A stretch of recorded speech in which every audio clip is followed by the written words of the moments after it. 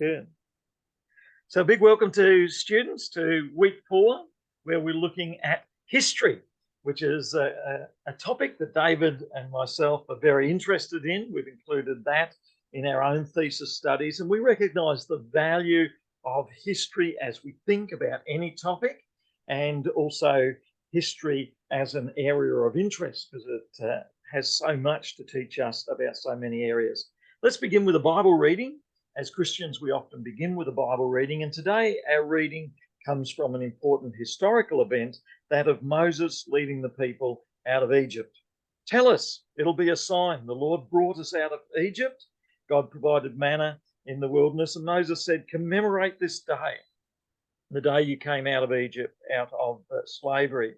And so they were encouraged as a people to look back on this day in history and to look back on the telling of the story and to repeat this story. And this was to be a reminder that the law of God had been given to them, that the miraculous presence of God had been with them, and they were to learn from that and be encouraged by that as they retold the story of their history. Let us pray as we begin.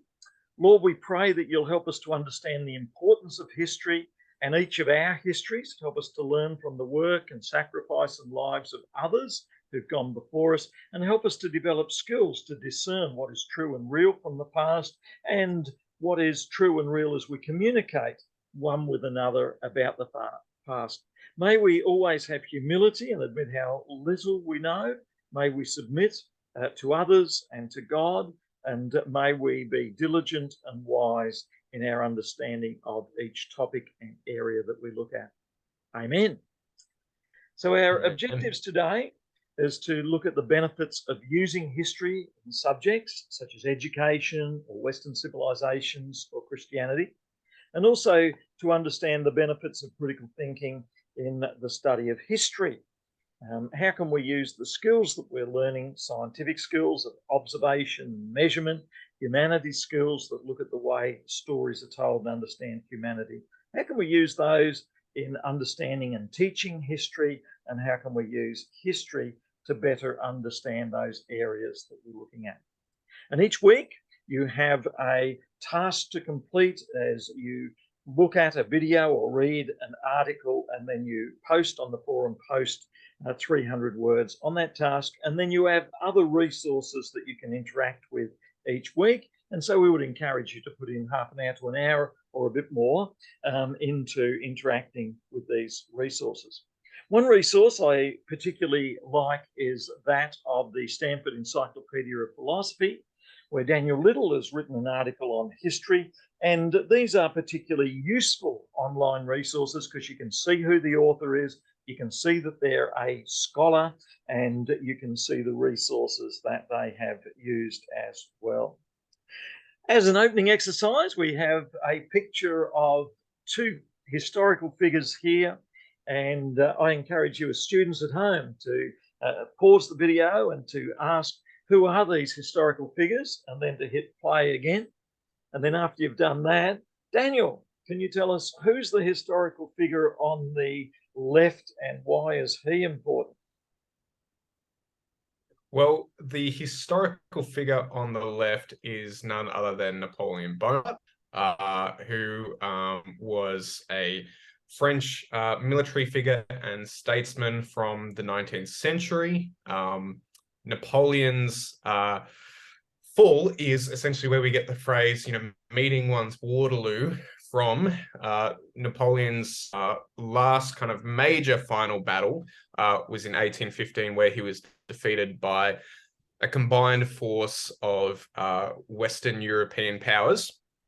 And Napoleon is important for a lot of reasons, probably the first being that his skill in statesmanship and his ability to bring about reform in France was particularly important in French history, but also the fact that so many European powers had to kind of join forces to stop Napoleon and the spread of the French Empire actually meant that a lot of other nations' own histories were formed in response to fighting Napoleon. So, for example, the famous Wellington is remembered as a great British military figure for none other than the reason that he was able to beat Napoleon. Yeah, so good. And so we see that there are key figures and faces that we remember from history. And sometimes it's the number of people who died as a result. And so Napoleon, there were a lot of people who died.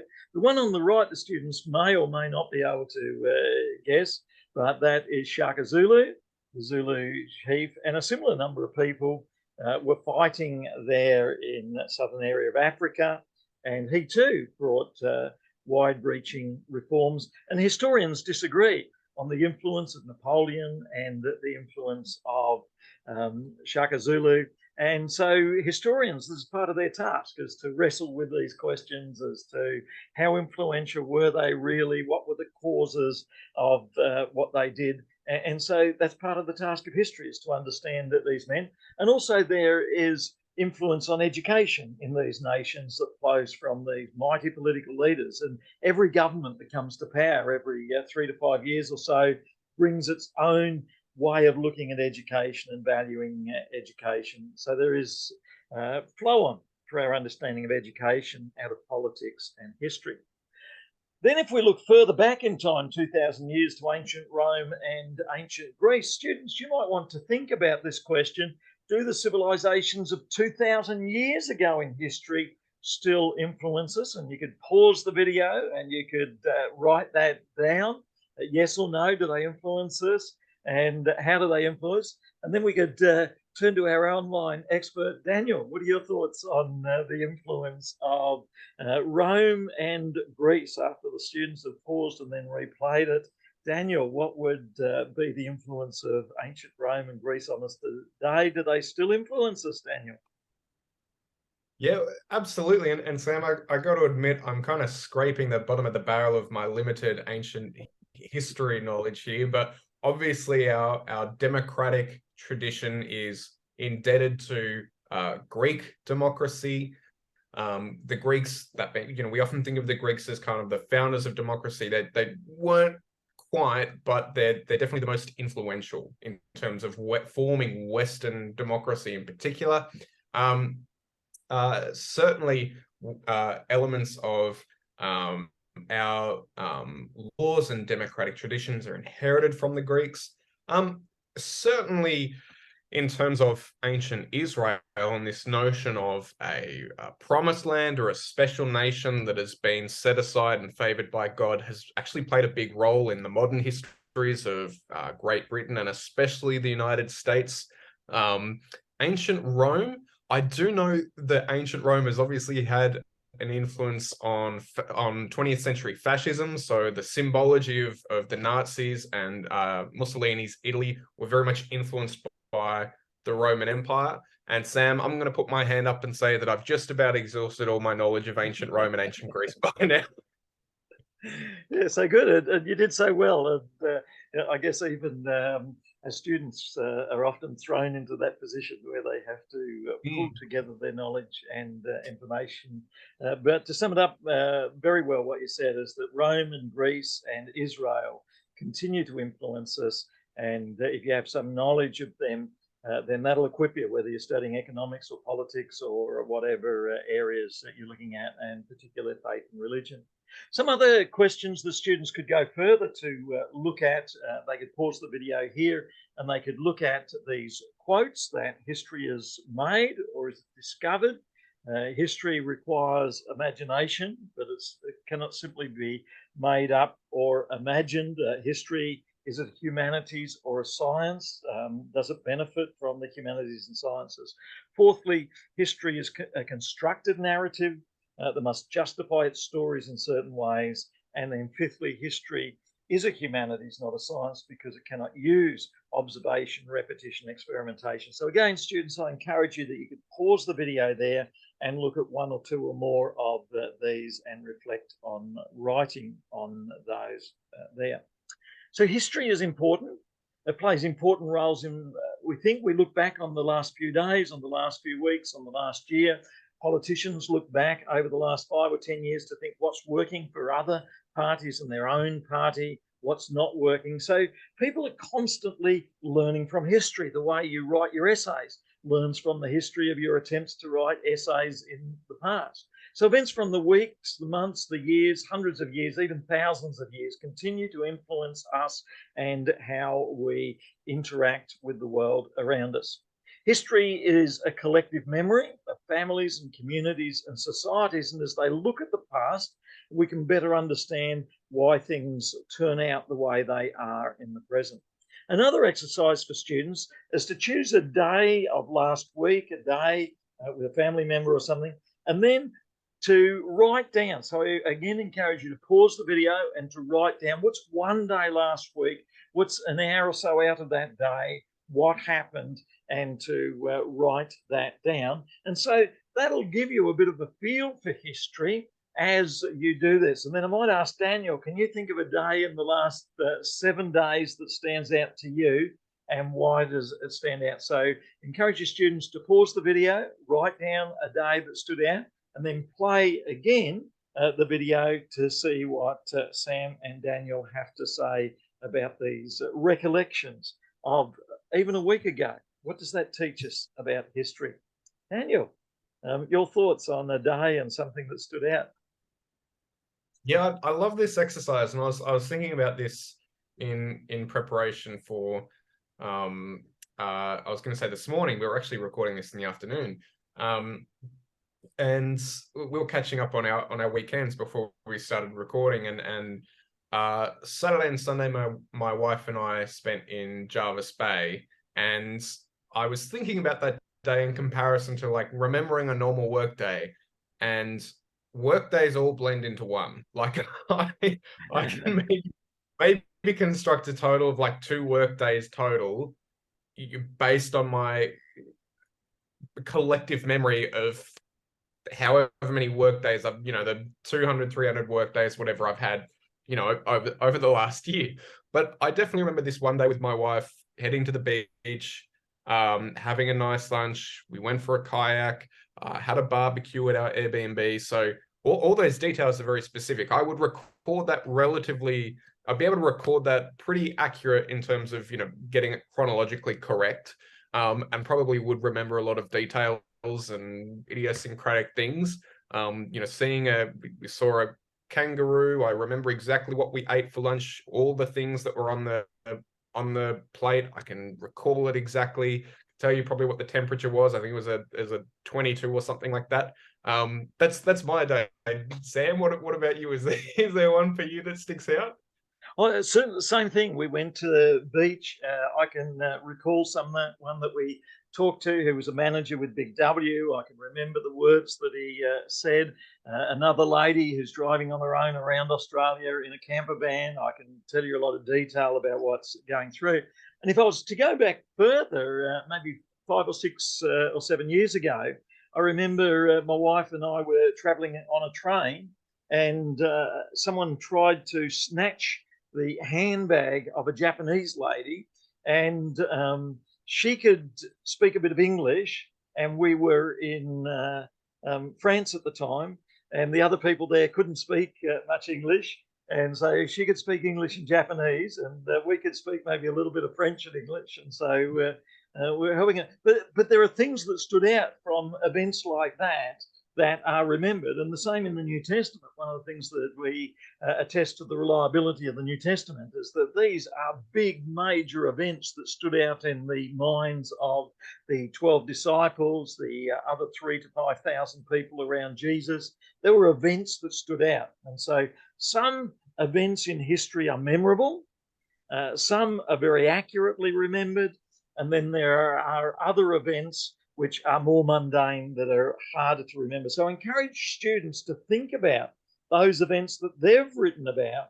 What is it that makes them memorable? What is it that brings a sense of bias? And you may have had a battle in a shop or a car park or whatever. Is there a bias to the way you tell that story? And do there come roundabout first? Yes, that's true. So the past is very important for warning us about things that can go wrong, for promoting opportunities that we might have. And the study of history helps us to understand past opportunities and past threats, but it also helps us to tackle complex questions about what's going on all around us. The Greek word for history means learning, but in particular, it's learning through understanding the past causes that influence us today. Now, when you set out on the task of history, you seek to describe events. You might gather information from books or records. You might interview people if that's possible. And you then seek to describe what happened. And then, in having described what happened, you then look at the ways we can learn from that. Daniel, as an example, you've thought about the history of pioneers going to America, and then people write books based on that. How did you understand the history of America, or particularly the colonial settlers in the 1600s in America? They have this idea of a frontier. Does that can influence them? Does that continue on for many years, influencing the way in which they have a vision of history, and they tell their history, and they record their history? How's history going on in this settling of America? Yeah, there's a saying that comes to mind when I think about American history a little bit, and the saying is that time is a flat circle. And what that means is that time essentially, and history sometimes is prone to repeating itself. And so you touched on that concept of the frontier that obviously is part of the work that I've done in that space. And originally, the work that I did in terms of charting certain elements of American history in my research was looking at the first pilgrims and that came across to America in 1630. And when they first settled, they had this belief that God had given them this new continent, that they were God's favored to spread out and multiply and make this place their new paradise. Now, obviously, America at the time was not uninhabited. There were Native Americans, a substantial number of Native Americans. And so this idea of a frontier was born. And a frontier is really just a fancy word meaning kind of like a border. So we have the settlers, and then we have the frontier, which is the border between the settlers and the Native Americans. And so there was always this pushing towards the frontier, this concept that the frontier, that border, actually invites advancement from the settlers, that you push that, as you push that frontier back, you are settling the land. And so the concept of a frontier has been very central to American thinking since. In my work, I examined how that concept of a frontier influenced key areas of American literature, film and television, but also throughout history. So the American Civil War was fought over slavery, was one of the main issues. And really how that issue came about was as the United States expanded and they added new states, the argument was, when we add a new state, as we push into the frontier, should that state legalize slavery or should it ban slavery? And so that's how the Civil War came about, by notion of expanding. And then even in the 20th century, the United States has practiced what it calls economic expansion, helping out other nations economically. And you might recall even recently with President Trump, he wanted to buy Greenland from Denmark. He wanted to acquire new lands. The creation of the Space Force as well was quoted by Trump as being a reincarnation of that frontier pursuit. And you click past a show that I love, that I did some research on, called Mad Men, for anyone who's familiar with it. There's a great line in Mad Men where the main character, Don Draper, says that there is no such thing as American history, only a frontier. And it's this idea that America has been defined by that concept of a frontier pushing towards the new, pushing towards the next, in that concept of time being a flat circle. Yeah, so valuable the work that's done, and it gives an example of the task that's involved in a master's or a PhD study of history, and then the application of that to various areas such as literature, and others would look at education, and others would look at any one of the subjects that we could look at. History plays a very important role in how we understand those areas that we are looking at. So congratulations, Daniel, on completing that. Let us know when the book comes out or the movie, and we will be very much looking forward to finding out more about how the idea of frontier was influential in history and our understanding of history. In my own thesis, I looked at megachurches. I was interested I was looking forward to this, Sam, so I'm glad you didn't skip your own work. I'd be very annoyed. Yeah, thank you. So I was interested in how these big churches come about in the second half of the 20th century, in the 1970s, 80s, 90s, through to the present time. And so I interviewed 120 people who participated in a rather local Australian church that began with 20 people and 100 people in Brisbane. And it fascinated me that this became Australia's largest church in 1988. And then Hillsong, a similar thing happens down there. Brian Houston's becomes Australia's largest church. So it raised interesting questions. And one of the ways I gathered information was to interview the participants, to record their interviews, and then to build up a database of information. And Mark Hutchison and others are doing similar, gathering books and gathering records, Barry Chant and others, of the history of revivalist movements in Australia. And so my historical study focused on one particular group, but it also overviewed the wider context of other churches in Australia, and particularly the revivalist Pentecostal churches. And I've given some thought to what makes these churches different. There's an emphasis on prayer and Bible and preaching and conversion, which is probably true of most of our Christian groups. There is a very strong emphasis on experience, and maybe it's more individual experience when compared with a Catholic church, where you've got the bishops, and you've got the Church in Rome and the Church Universal and creeds. And so there can be differences, and I think that's worth exploring. What's the strengths and limitations of the different approaches? And probably there are pluses and minuses in both. There's an emphasis on miracles in many of the Pentecostal charismatic churches, and that raises questions when we live in a scientific world where others are not so inclined towards miracles and healings.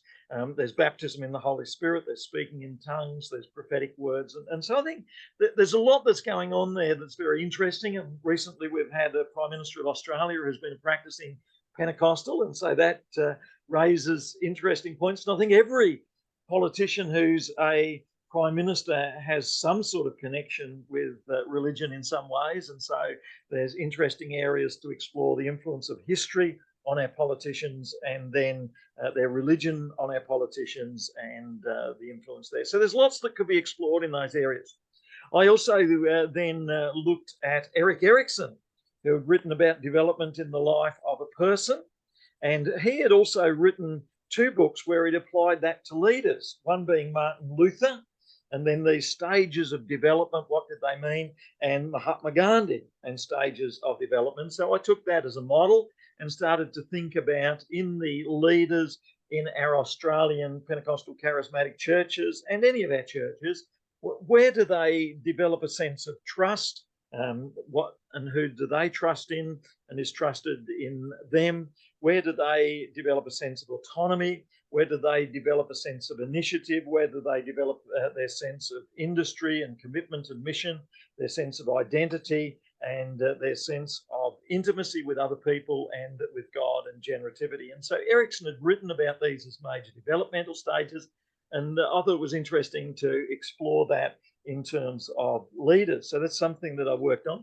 Another area I worked on was the cycle of organisations, and I did a chapter on looking at the history of organisations. So every organisation over a century or whatever goes through cycles, and so I thought that's worth exploring in terms of history.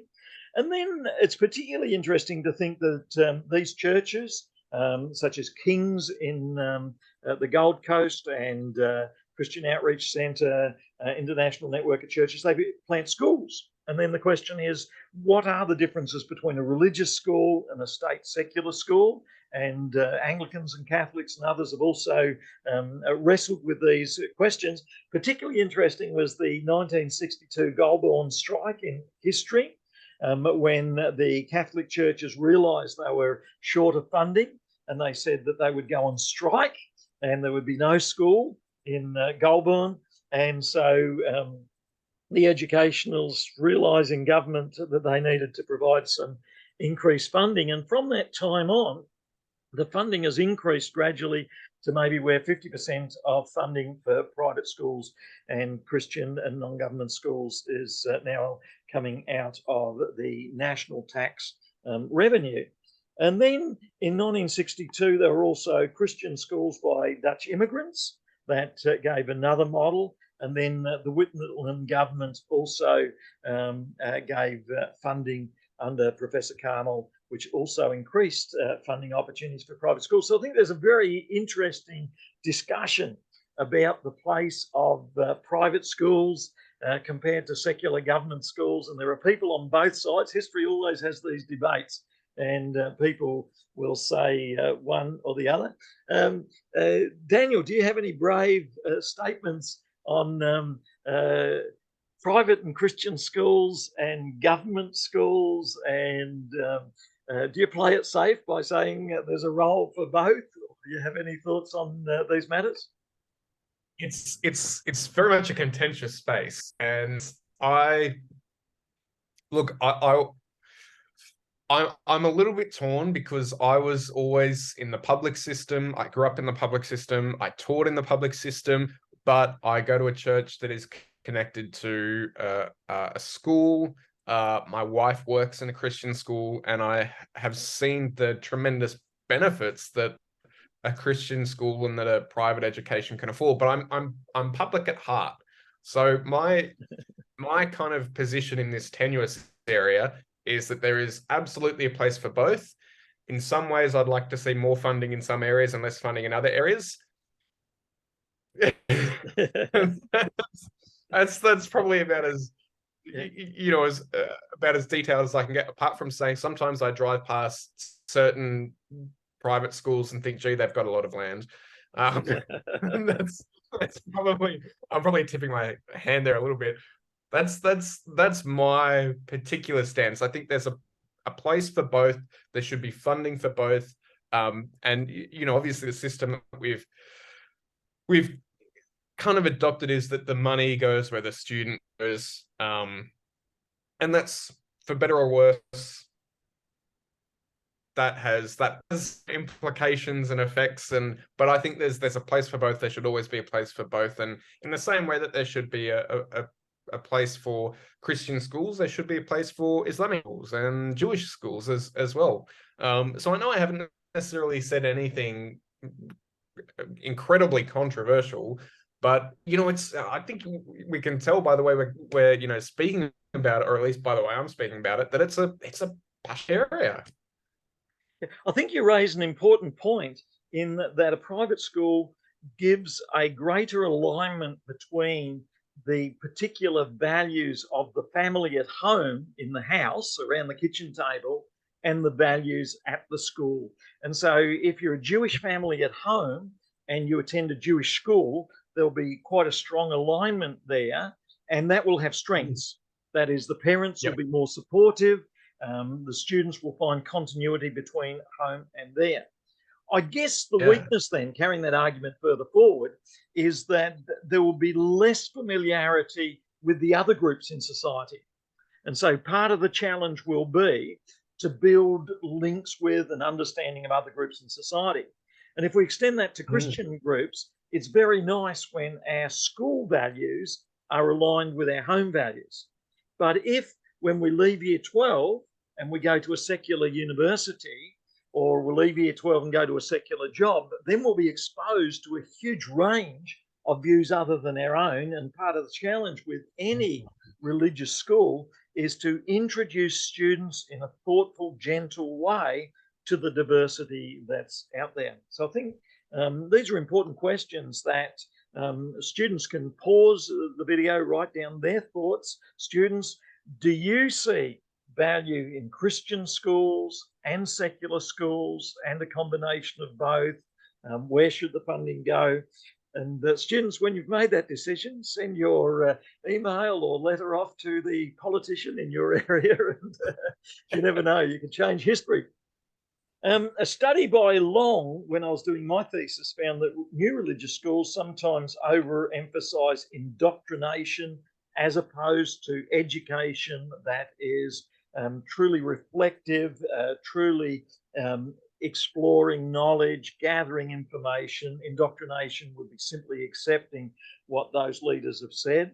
There can be an overemphasis on inerrancy, that is, what is said by traditionalists and leaders, you just accept it. And there can be an overemphasis on a biblicist teaching, which interprets a passage in the Bible in a particular way, and there's no opportunity to question it.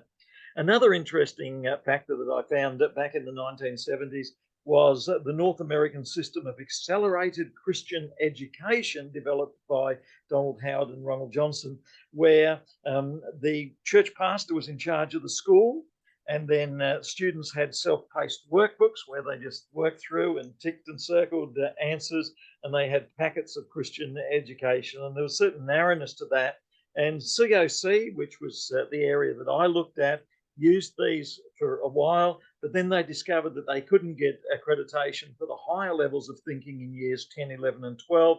And so in 1982, the school principal, Brian Millis, at the time sought to align the ideas that they were developing with the wider understanding of education more broadly.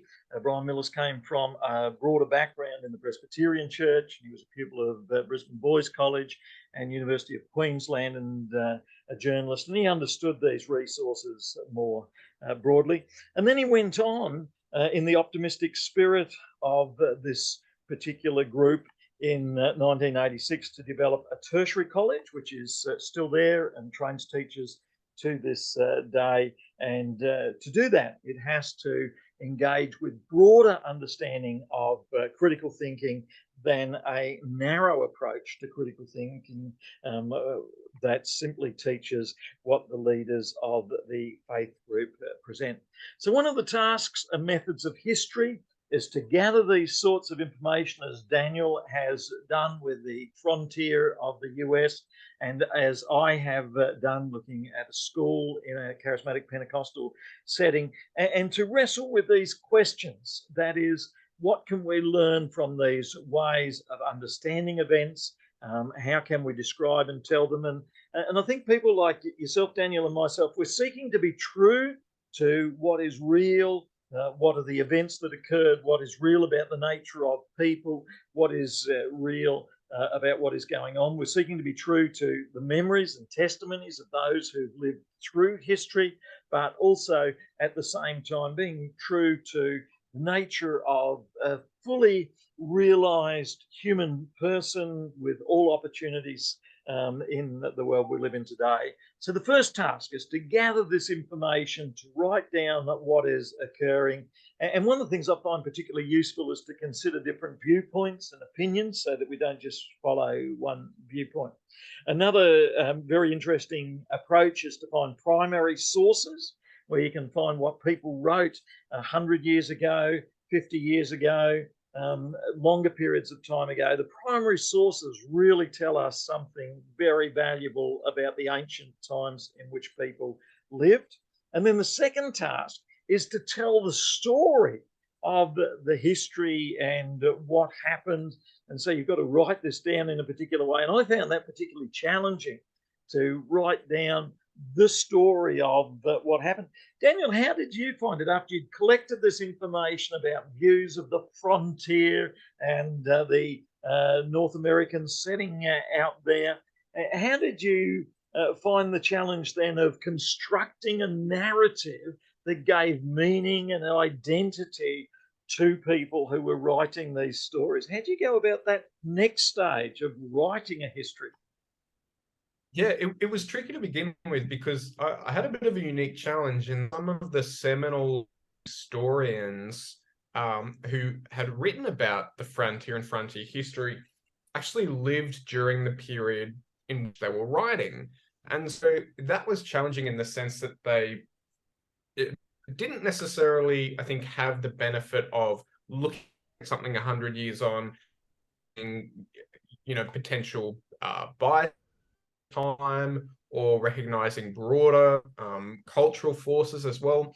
And a really interesting thing um, kind of occurred in that particular field of history is that a lot of there was a really important work that came out in the 1960s on American frontier history, and the reason why it was important is because that particular historian was actually able to demonstrate how previous historians in the late 1800s and early 1900s had very much kind of internalized a lot of the mythology and romanticism of that historical period without necessarily scrutinizing it properly.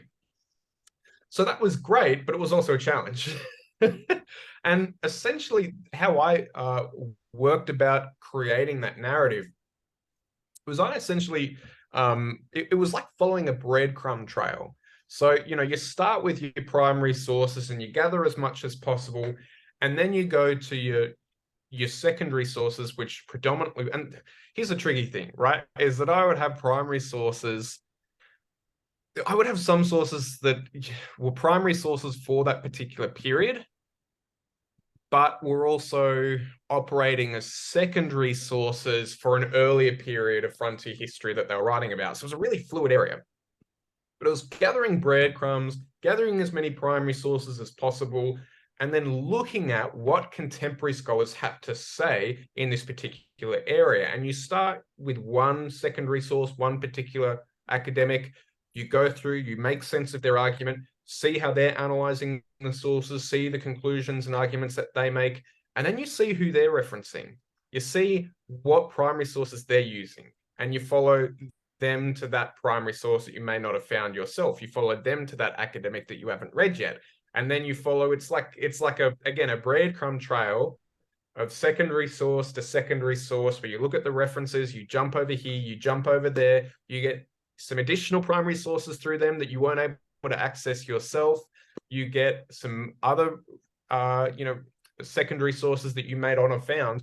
And soon, all of a sudden, you start building up all this big pool of information, and you're able to kind of weigh it against each other and say, well, these first three historians kind of said this, and that makes sense given, the sources that they were using. But as this later historian says, maybe we needed to consider this other thing as well. So part of building that narrative isn't necessarily saying this is the one singular truth that we have, and this is how it really happened.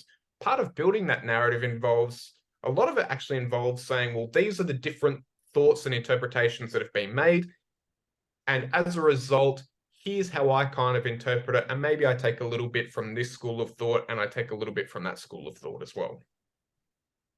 And I like the way in which you show that scholarly writing is strengthened by showing an awareness of the different views that are out there, older views and newer views. It's strengthened by engaging with an analysis of the ideas put forward, and then showing that you have an awareness of these different views, an awareness of the issues that are involved. All of this makes for good writing. Of course, the real challenge is to pull it all together and make it sound like one united, convincing piece of work. And sometimes that takes as much time as the gathering of the information. So I encourage the students to set aside sufficient time to write up the material, to polish the material, to review the material, to move paragraphs around. And when you repeat yourself in a paragraph, merge those together. When you've got one paragraph near the end that says the same thing as a paragraph near the beginning, pull them together and make them say the one thing. So the historian, his next task is to pull together these causal relationships. Did a belief in frontier shape these particular ways of viewing things? And then in more recent times, did people make books and films drawing on these? And how did they understand these? And the historians ask the why questions. Why did they see things in a certain way? And the goal is not only to discover and understand events of the past, it's to understand the human nature of people, to understand what motivates people, the diversity of motivations, what's behind these different ideas. And in doing this, sometimes they come across the subjective feeling that drives an action.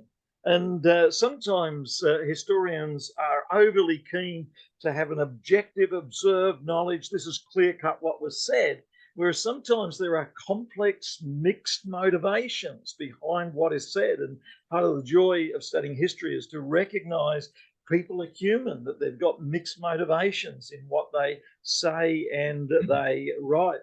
Robin Collingwood said in The Subjectivity of the Historian that you're not just writing about the real, you're also dealing with the presuppositions that people hold. And I'm sure in writing about frontiers, people have got these presuppositions, and then eventually the frontiers all filled up and there's nothing but desert left. And what happened then in your narrative, Daniel, when the frontier hope stay? What years did it come to an end, and did people give up, or have they not given up? Is Donald Trump still pushing the frontier dream? That's a great question to ask, Sam, because it demonstrates the different schools of thought.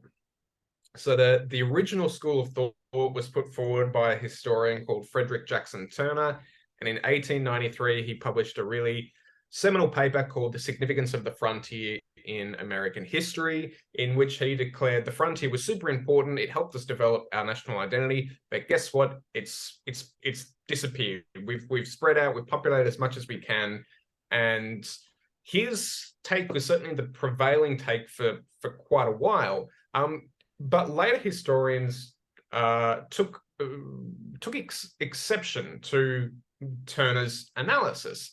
And the reason why is that Turner essentially was measuring frontier settlement by virtue of population per square mile, right? This idea that, as long as you've got an average of something like 2 per square mile or something like that, something ridiculous, there's no more free land, basically. And later historians said, well, actually, hang on, that's not, let's pause there, because there were multiple pockets of the American nation in which there was still significant settlement and development early in the 20th century. And first of all, this notion of a frontier seems a little bit arbitrary, because where do you kind of draw the line, right, between settled and unsettled? Because by virtue of calling something unsettled, you're ignoring Native American land rights and history. So to answer that question, Sam, when did the frontier close? I would say that the frontier hasn't necessarily closed in the American imagination, because as we see with Trump and 20th century policy, it's still very much there. But I will concede that for many Americans, it may as well have closed in 1893, simply because Turner said it did, and many people took his opinion as gospel. And we see the same in Australia's identity. That is, there is this idea that Australians are bush people, and we've written bush poetry, and we've got this identity of Australians as a country people. But in actual fact, most Australians often live in the city, and it ignores our Australian native people and their the stolen generation and their claims on the land. So much is ignored in these visions of Australian identity. And so it's contested space. And it's not that one is entirely incorrect or entirely correct. It's the complexity of human beings with complex identities. And even you and I, Daniel, we have complex lives in which sometimes we resist fatty foods, and other times give in. And we're making decisions all the time that are influenced by so many things going on. So historians try to be objective and describe what is, but they also draw on the humanities and psychology and the complexity of human nature and poetry, as they recognize the subjectivity of human people who make choices and complex choices, who do well and fail. And so historians try to conceptualize what's going on, to explain what's going on in terms of perceptions and events that are all around them. They seek to describe different viewpoints and perspectives on these events. Just as one idea, you may have heard about the flat Earth, and you may have heard about Columbus, and you could sail off the edge of there. Plato and others in ancient Greece wrote about the antipodes, because they wrote about the sphere of the earth, and that if you put one foot on Greece or Rome, the antipodes would be the place on the other side of the sphere, which would be about where Australia is. And so for the last 2,000 years, Australia has been known as the antipodes, the other side of the earth. But these are competing views. One is that ancient people knew the size of the earth, knew the shape of the earth. Plato, Aristotle, the Romans building their roads and temples and things, and inventing steam engines back 2,000 years ago. And yet there is a tale told of a flat earth theory. The Columbus would sail off the, and Columbus didn't really, I think, fear falling off the edge of the earth. There were a lot of other problems that he faced as he tried to sail to the Indies from the other way around instead of the usual way around the globe. And so these are two different stories that are told. Another story is the conflict between science and religion. And so this conflict theory of science and religion really is made up by certain historians, and these historians there put forward this conflict idea, and others have recognized that it's not so much a conflict as a Christians contributed to science. And so science and religion aren't in conflict. There's actually a role in which they play. So these are the different ways histories are told and understood, and it's important to understand that these different ways are going. One of the tasks, of course, Daniel, is we have to select. You can't have every word spoken by every person in frontier America. I can't have every word spoken by every preacher in Australia. You've got to select what are the most significant events, the most important events. And this raises the question, how are the details of history selected, and who makes the decisions for the selecting of these details? And students, you might want to pause at this moment and think, how do you think details in history are selected? Who makes decisions about what is important? Why are these decisions made? Daniel, one of the very interesting ones, I don't know if you have any thoughts on this, but I read about education, and then in 1870, it was decided in Australia that everyone needed an education. So up to that point, in the 1840s, 50s and 60s, you didn't necessarily have to go to school. You could go out and you could work on the farm, and you could work on, you could become someone who made shoes, etc. But in 1870, everyone had to be educated. And there is a theory put forward as to why in 1870 everyone had to be educated. Do you know, or do you want me to tell you the theory, Daniel? I might take a wild guess, and I'm probably wildly wrong. My guess would be, is it the end of the gold rush period, potentially? Actually? Yeah. So we've got the end of the gold rush. Rush. And then after that, we've got the potential of new industries. And in those new industries, we've got rail, we have got cities, we have got the need for accountants, And so a lot of this has to do with the industrial society. And this idea of an industrial society to thrive and everyone gets the benefits of industrial society, as if half the population go and work 7 days a week, 10 hours a day, then prosperity will come to our country. And there is an argument that it is the wealthy few who are driving this idea of industrialization. But the other side of it is, I think there are benefits for everyone. If you learn to read and write and learn mathematics, there's lots of benefits. Not every child will agree, but there's a complexity to these decisions that are made by the politicians in the 1870s to get everyone educated there as well. Any further comments on the industrialization of the world and driving mass education? Is that a conspiracy theory, or has that got truth to it? I think it's no. I don't.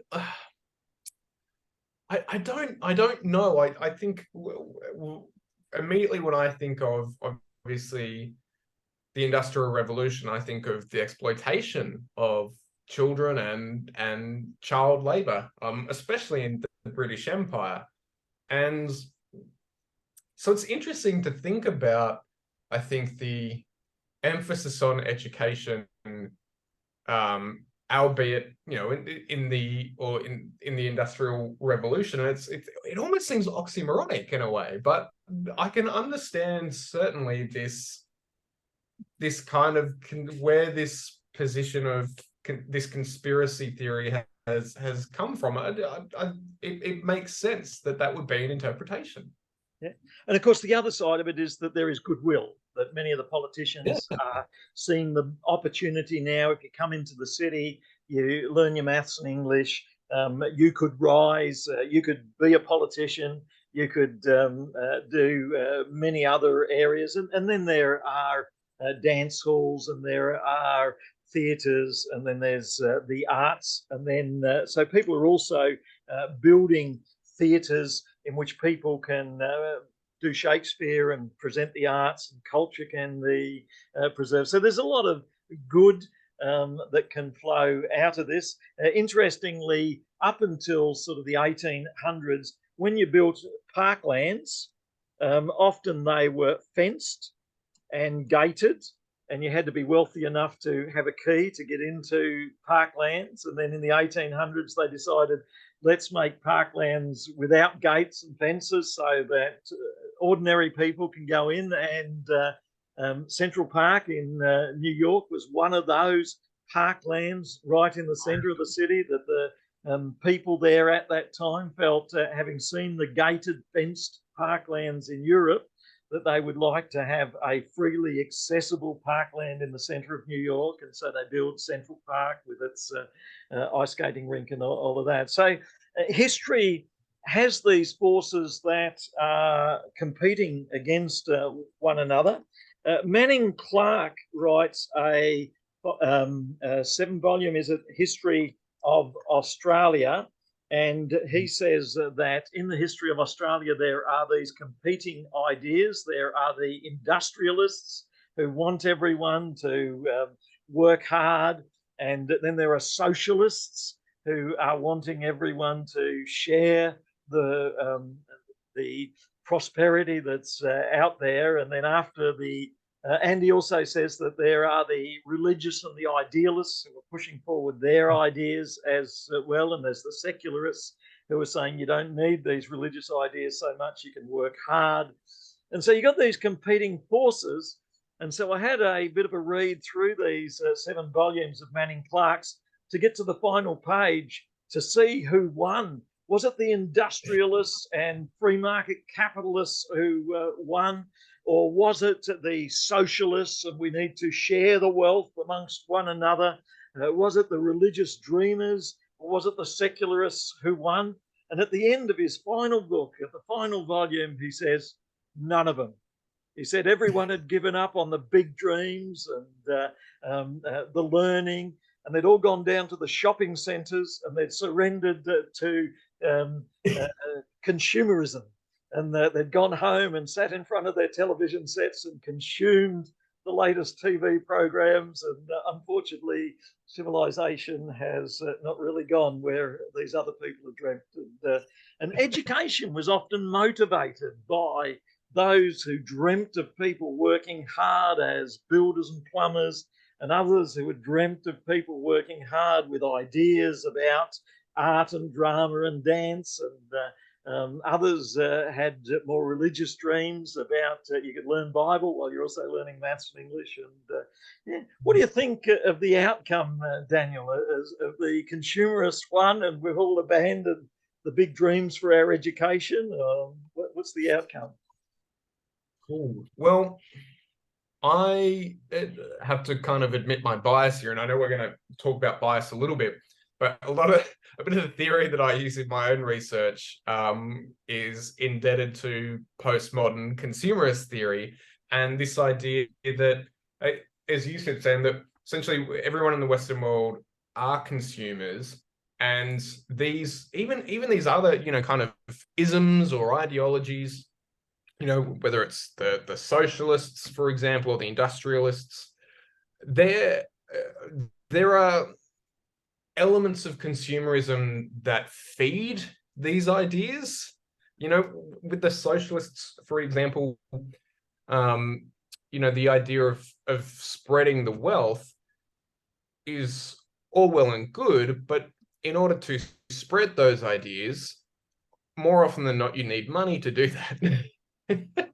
And there's a bit of a kind of ethical dilemma there, but I think as well, if we think about all the different isms and ideologies, and even identities and people groups as well, that exist in society. If you think of, for instance, if you watch a classic American high school movie, and you've got all your teenagers and all their different cliques and all their different groups.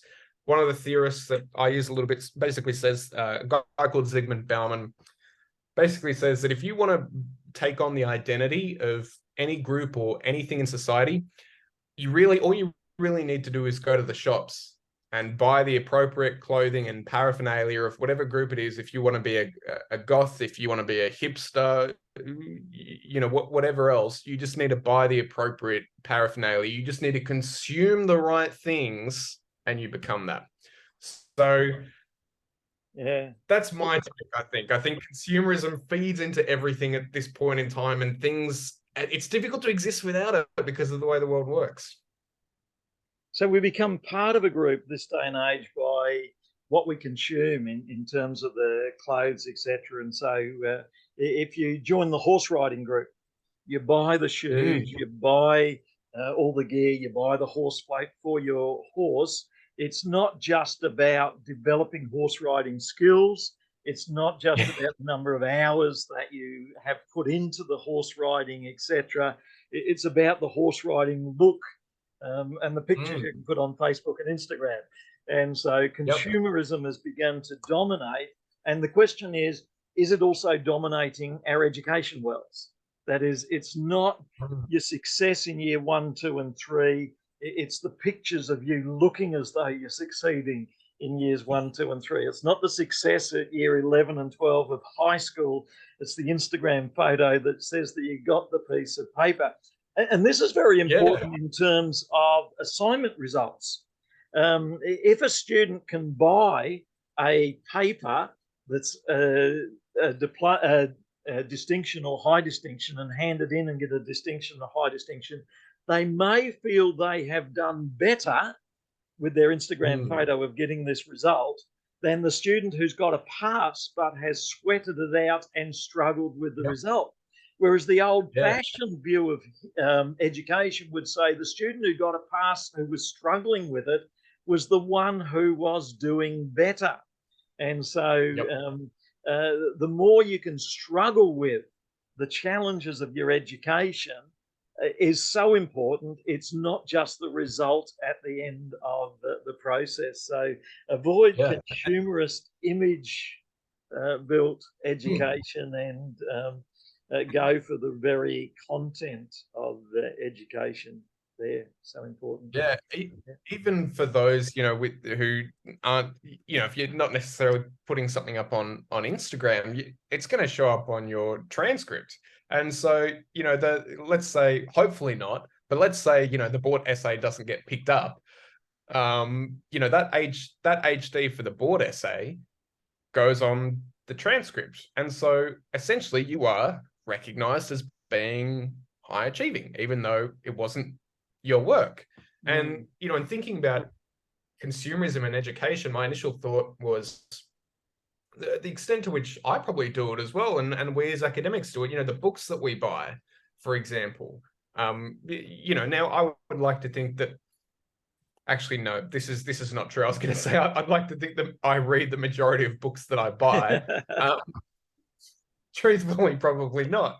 But there's an element of consumerism in that. And thinking about teachers that I know, and my wife working in a Christian school, the amount of money that is spent on extracurricular activities as well, or activities, tutoring activities, or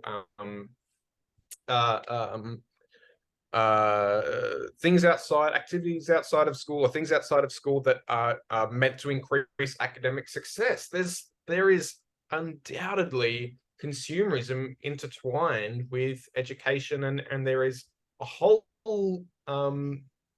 sphere of economy that profits from education and profits from people wanting to go better in education. Yeah, so important to have those resources and have them available. And that's what education is about, isn't it? It's making resources available and making healthy ways of engaging those resources and avoiding traps like consumerism. And this raises questions about historical events in your own life. Sometimes the most significant events are where you fail. And on a grander history, we have World War I and II, but were there lessons that we could learn from the challenges and failures that were there in history? We could think about important events in your own life, and it could be sometimes it's when you've not done so well. And maybe in history, we have Martin Luther and the Reformation battle, but there could be good that came out of that battle, the printing of Bibles in the common language of the German people and other people. At all of these times, of course, there are biases. Some people are arguing for consumerism, against consumerism, for one view, against another view. And the healthy way to deal with this is, in your assignments, write about the different views and show the biases. And students, you could stop the video and you could think about biases that shape your own views, because we want you to think more about that in the essays that come in the years ahead. You could also stop and write some notes on memory. So what shapes memorable events? What shapes events which are not so well remembered? Are human beings, as Mark Bloch says, shaping history? Are they the actors, or is it really the big ideas and the ideals and the people who write thoughtful books about ideas that are going to shape history? Political interests and political parties may well shape history as well. And so it's worth thinking about in schools, where are the political power forces engaged, or are they out there much broader than those areas? You could think about micro history, which writes about details, or big history, which writes about the huge scale of history. Of course, as Christians, we know that one of the very strong records of history is the Bible, as we began this class with, and each section of the Bible tells a historical reflection that is meant to inspire and guide. And they can be triumphal histories like the book of Joshua, or they can be histories that have more warnings in them, like the Judges, before God raises up a judge who brings hope. They can be books like the Gospel, which have triumph, where Jesus rides in triumph and preaches and people are converted. And also the Gospels have Jesus on the cross. And we spoke last week about how we could learn from the suffering of Jesus on the cross there as well. This raises, of course, the question, does history have a purpose, and where is God if people often suffer in history? Jürgen Moltmann said, God is with the suffering, And he used the title of a book, The Crucified God, to show how God himself feels the pain of those who are suffering. Not everyone would agree with that, but certainly that is one way of viewing God in history. So perhaps the closing thought for today is to think about, how do you see sense making in history?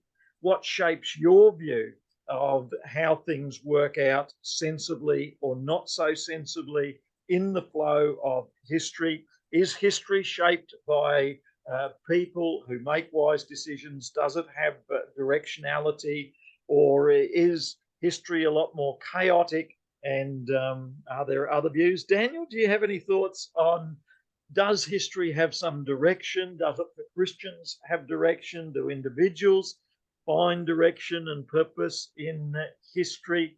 How do we understand these complex up and down pressures on people in history? Yeah, it's a good question.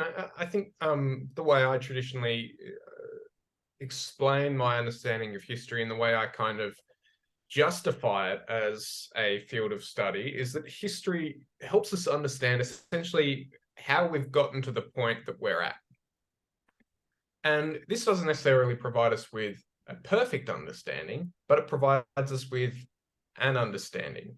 And depending on the way we want to interpret history, depending on the way we want to classify it, we can look at history as a guide for how we are to live now and how we are to live for the future.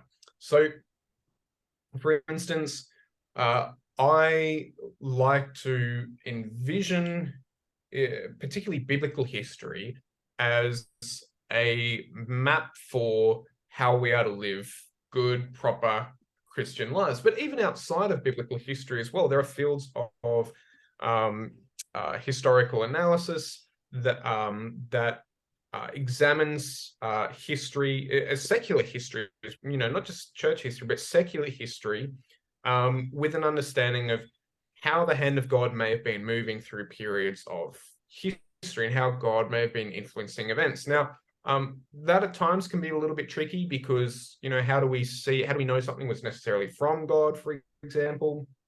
There are some theological questions in that, but that's the way I tend to subscribe to my understanding of history, and thinking about the forces that impact people as well, I think is an important thing to consider, because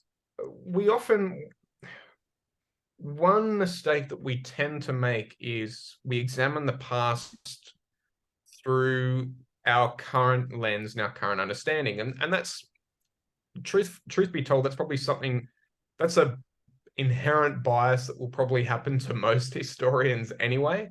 But it also means that we are prone to casting aspersions and coming to conclusions about movements and individuals in the past that may not be particularly just, because we are not exposed to, we are not influenced by the same forces that they were influenced by. And in turn, I can probably guarantee that the way our society operates now may not be viewed particularly favorably in 100 years, because there are probably forces and ideas that definitely are forces and ideas that are influencing us now, some of which we may not even be aware of. So I think being conscious of those forces, being conscious of those pressures, not just in this period that we're studying, but in the period that we're existing now, is important. And I love what you put there, Sam, about history being able to teach us tolerance and humility. I think that's really important.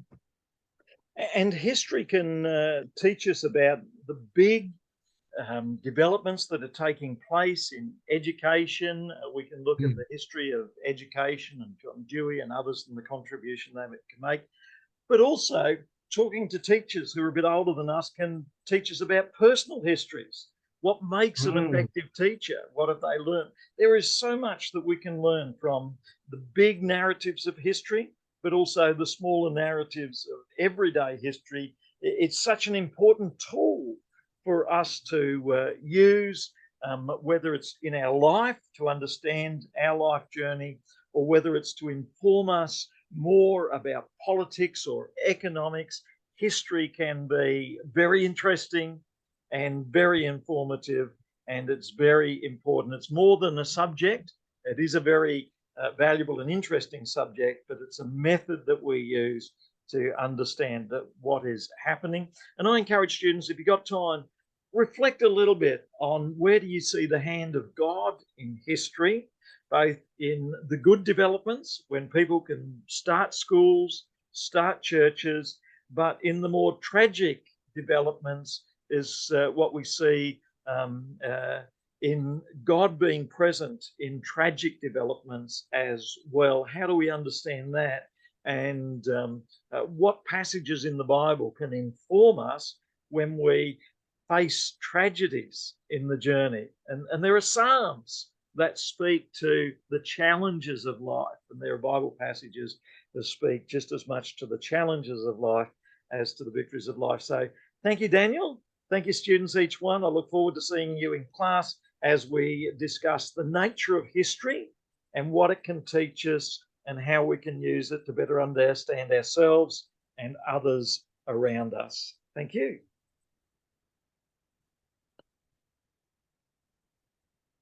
Awesome.